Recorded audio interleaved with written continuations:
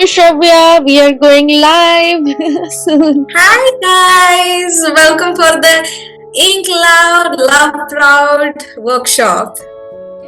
Okay, I just now noticed we are actually wearing bright colors. Like she's wearing red, you are wearing blue, I'm wearing a yellow. Okay, welcome dear feather folks. First, a heartfelt happy Pride Month. This month is not just a celebration, it's a powerful reminder. A reminder that love, identity, and expression exist in infinite hues. It's reclaiming the space that has so often been denied. At Wingless Dreamer, we believe that words are wings, and every voice deserves to fly. Think Loud, Love Proud is our love letter to the LGBTQ community. It's our way of honoring queer writers and creatives, past, present, and rising, whose stories have been often silenced or sidelined. Whether you're here to read your truth, hold space for others, or simply listen in, know this: you are seen, you are valid, you are safe here. So, we are here with a little icebreaker activity, and it's called Colors of Me. You can see it on the PPT as well. So, the prompt is: if your current emotional self was a color of the rainbow, what it would be and why? My current emotion self was a color from the rainbow, then I would be a violet, a mix of calm nerves and quiet pride, if that makes sense. Can I go ahead? Yeah, Pooja, please go ahead. Yes, I mean, this is a very interesting question, Shravya. And coincidentally, I would say violet, like purple from the rainbow, is my favorite. Like, it's one of my favorite colors because of BTS, the K-pop boy band, who's like nationalized that color. Like, it's called Gora Hai. Like, we live in the purple land, but otherwise also it's related to mysticism, spirituality, a sense of wisdom and calmness. So I could relate with that color very much. So half of my things are all purple, lavender, violet. So which is why I associate myself with this color every single day. Not just because of the band whom I follow, but because of its depth, because of its calmness, because of how it bewitches me every time I see that color or see myself writing on that particular thing. Right? Makes sense. Completely makes sense. Anybody else who wants to grow? And yes, Hamsini, please go ahead. What's your color? I would say red. Mostly, maybe because I associate the color red with big. So, like anything big is red. Lots of happiness, lots of sadness, lots of anger. I would associate that with red. So, I think right now I'm feeling big things in big quantities. So, I would say red. Yeah, that makes sense. I think that's why even I was wearing red, to represent a bit of grandeur. Okay, so now that we are colored our emotion and warmed up a little, let me walk you through what today's workshop holds for us. Think of this as a creative roadmap for the next hour or so, a softly structured but open to the magic that you bring. So, first one is our literary segment. Ink they tried to erase. We bring by honoring those who paved the way with their pens. We'll explore the lives and words of a few remarkable queer writers from history, those who used to storytelling not just to express but to survive, protest, and build bridges. We'll reflect on how their styles and has shaped movements, challenged norms, and made room for voices like ours today. And the second activity is a writing activity. After soaking in all the literary voices, we'll dive into a reflective writing prompt that lets you reclaim, affirm, or express something that's been held back. Don't worry, it's not about perfection. It's just about being honest and true to yourself. And the third is an open mic, your truth, your turn. Okay, before we begin writing our own truth, let's take a moment to honor three brilliant voices who helped carve out spaces for queer self-expression across time. First, we travel back to the ancient Greece, Sappho, the original lyric poet of love and longing. Next, we move to the 20th century, James Baldwin, a writer whose works tackled race, sexuality, and social justice with a searing clarity.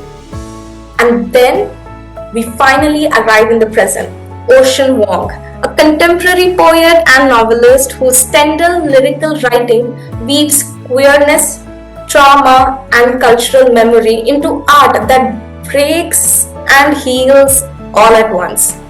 Now let's turn our attention to the first voice in our queer literary lineage, a voice that traveled from the sunset shores of ancient Greece to the pages of today's anthologies. Meet Sappho, poet, musician, and possibly one of the earliest LGBTQ plus writers in record history. Writing around 630 BC, Sappho lived on the island of Lesbos, a very fun fact, a place whose name would later become a term that honors queer women. So the word lesbian comes from this island named Lesbos. Interesting, isn't it? And her poetry is intensely personal, emotional, and intimate, exploring themes of longing, beauty, and romantic desire between women.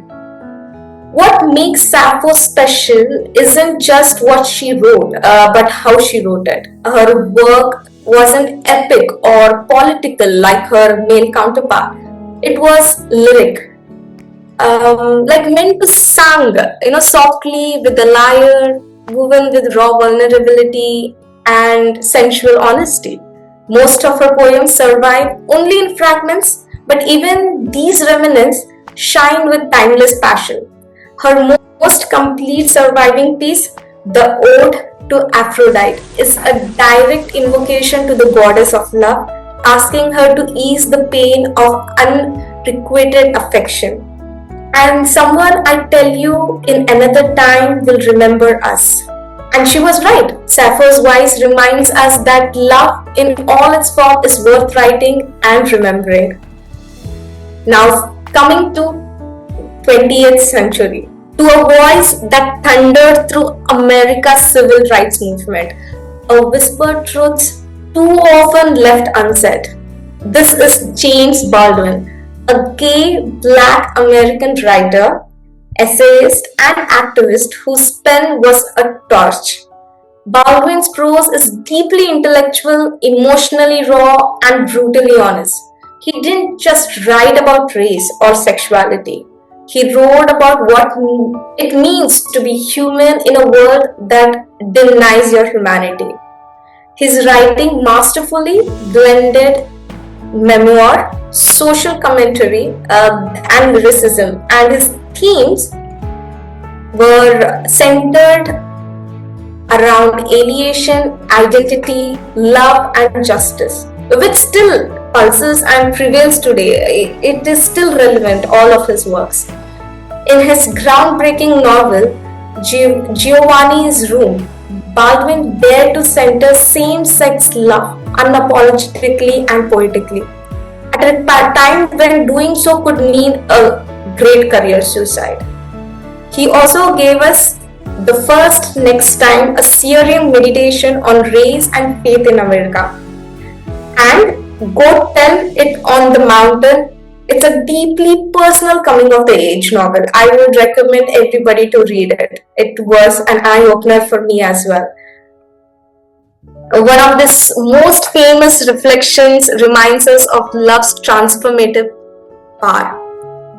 The quote goes, "Love takes off the masks that we fear we cannot live without and know we cannot live within."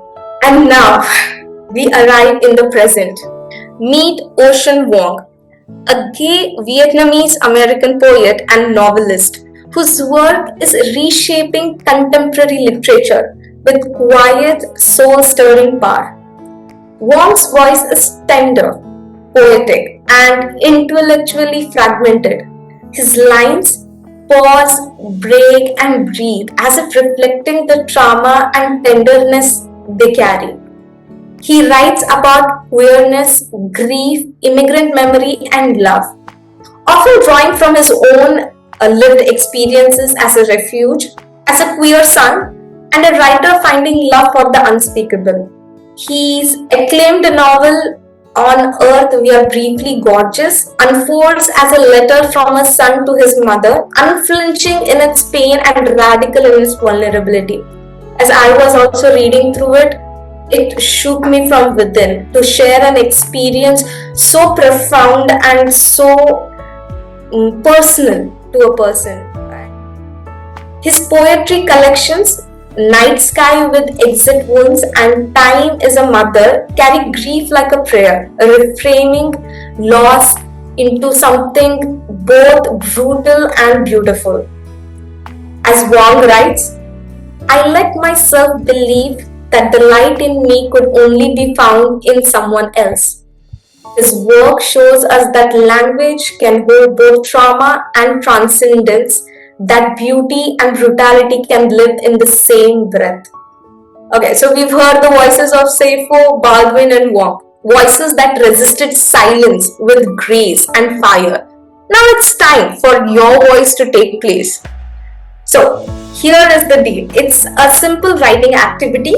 It is quick and powerful creative exercise.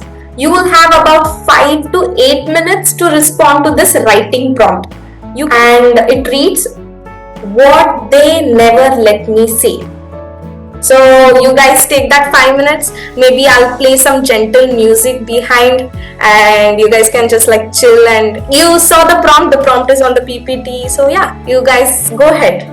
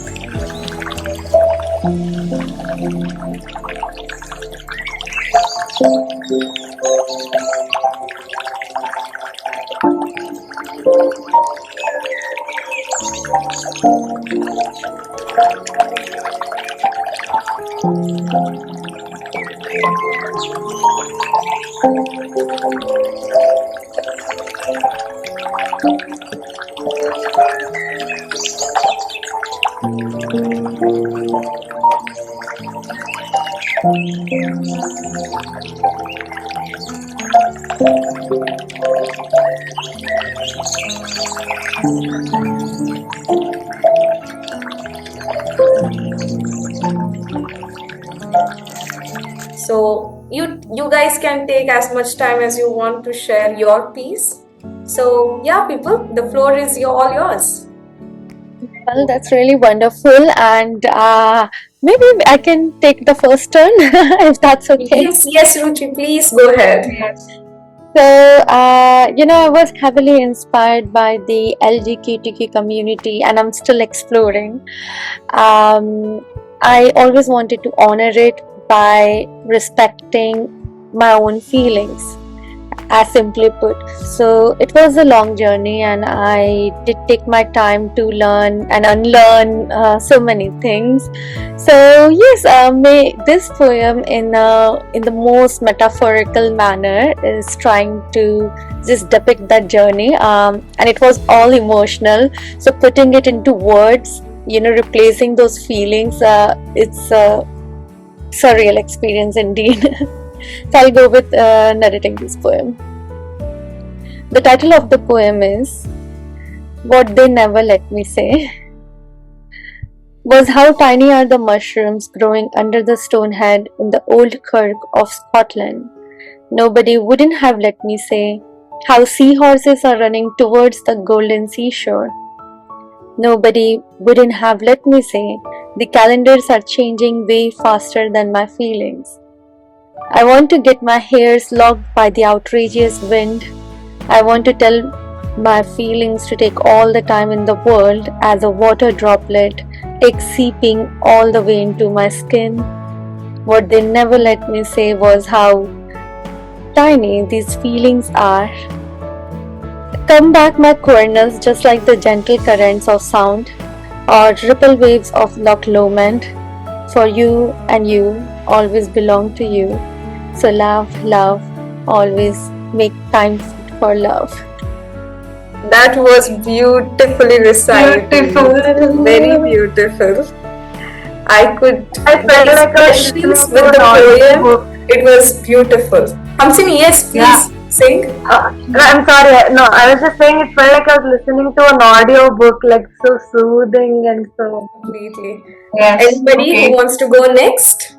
Yes, so I have written something. So first I want to share that after meeting people online who belong to this community, I felt a sense of pride, a sense of emotion, and so many perspectives changed about things like meeting people, about learning their emotions. The title is The Language of Pride.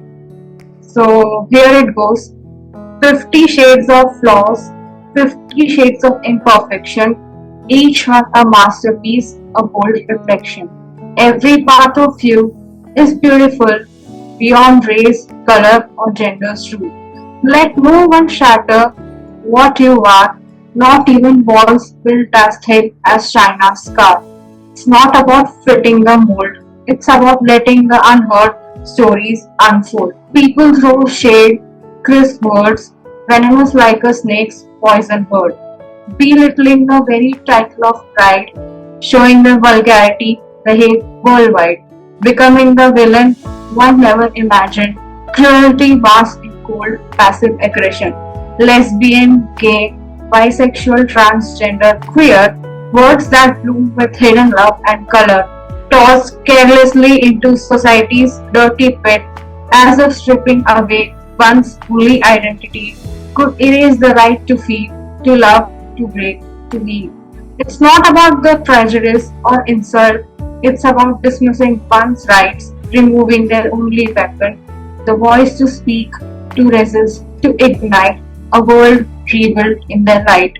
Be kind enough to kindle a flame of love, prosperity, and name, a safe space for those who know pride's sound, a language universal, deep, and profound, yet too often cast aside, never crowned. Accept, but not in the name of judging. Embrace it as you are becoming. Pride is bold, beautiful, and messy, a world of rawness, truth, and honesty. A community that dares to hope, that teaches us how to live, to hope, to change without fear, to love without blame, to be fully human without shame. It was beautiful. Wow, Thank you. so good. It's so beautiful. Yeah, very perfectly said. Thank you. Thank you. Thank you. It was interesting how profound of a poem you said in that soft voice of yours. So I wrote something. What they never let me say a poem. I wrote one after a really long time, and I'll say it's about just like the poem is about questioning and the confusion of just like having trying to figure out your identity in a world that doesn't give you the space to do that. So I'll read it if that's okay. Yes, go ahead. What they never let me say, or rather what I never said, not because they didn't let me, but because they never gave me the space. The words I never knew I could say. I never knew if I'd have the words or the courage to say them. I thought it so much that vocalizing the words feels foreign. But here I go. Maybe I love in a way that they don't have a name for. Maybe I don't really feel love. I don't know what it is I feel, but I feel a lot of it. I feel it in my bones. I feel it for men, I feel it for women, and I feel it for everything that lives and loves. I feel it all, just never in a way that they would let me say. Thank you. Beautiful, Hamsini. I'm so happy that you could take that prompt and create such a beautiful piece. That was really And her nice. voice is so sweet. Her voice is so sweet, and the way she was reciting. Yeah, it was amazing. Yeah, hearing everyone's poems, especially you and Ruchi's, after a long time. Yeah, now this is a workshop I would like to attend every day. Oh, truly amazing. Yes, it was a really good poems for all three of you. I mean, when I was curating the workshop, I never thought that I would be able to, deliver a expression and get back such a beautiful response of poems.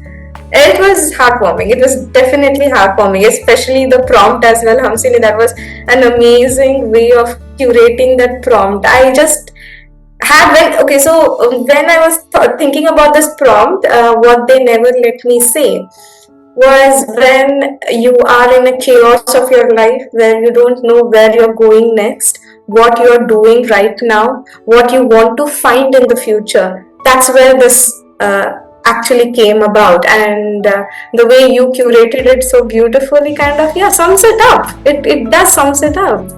So Well, but I truly admire what, like, even Pooja said. Like, it was really insightful, because when you step into the shoe where you have to see the world from an entirely different perspective, so that's really eye-opening. And it's about, like, you make or may not come across, but mostly may come across a new feeling that your body or your mind haven't explored prior.